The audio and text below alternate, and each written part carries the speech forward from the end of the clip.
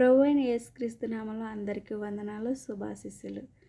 ప్రభువైన యేసుక్రీస్తు ఈ దినమున నీతో నాతో ఏం మాట్లాడుతున్నాడో, మనకి ఏం నేర్పిస్తుందో ఈ పరిశుద్ధ గ్రంథం నుంచి చదువుకుందాం. మత్తయి 23వ అధ్యాయము 1వ వచనం నుంచి 30వ వచనం వరకు చదువుకుందాం. అయ్యా వేషధారులైన శాస్త్రులారా, పరిచయులారా, మీరు గిన్నెయు పళ్ళెమును వెలుపట శుద్ధి చేయుదురు గాని అవి లోపల దోపుతోనూ అజితేంద్రియత్వముతోనూ నిండియున్నవి.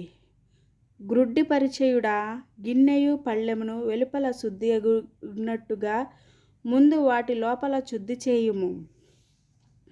అయ్యా వేషధారులైన శాస్త్రులారా, పరిచయురాలా, మీరు సున్నము కొట్టిన సమాధులను పోలియున్నారు.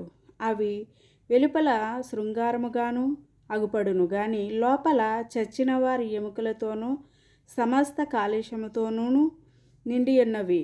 అలాగే మీరు వెలుపల మనుషులకు నీతిమంతులుగాను నగపడుచున్నారు గాని లోపల వేషధారునితోనూ అక్రమంతోనూ నిండియున్నారు.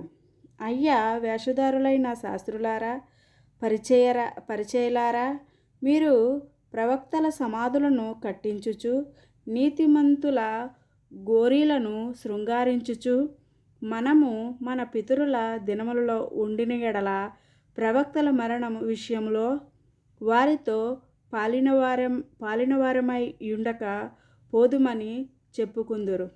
దేవుడు ఈ పరిశుద్ధ వాక్యాన్ని దీవించునుగాక. వీడియో నచ్చితే లైక్ చేయండి, కామెంట్ చేయండి. మీరు ఇచ్చే లైక్ మాకు ఎంతో సపోర్ట్గా ఉంటుంది. అలాగే మరి కొంతమందికి ఈ వీడియో వెళ్తుందని ఆశిస్తున్నాం. Praise lord.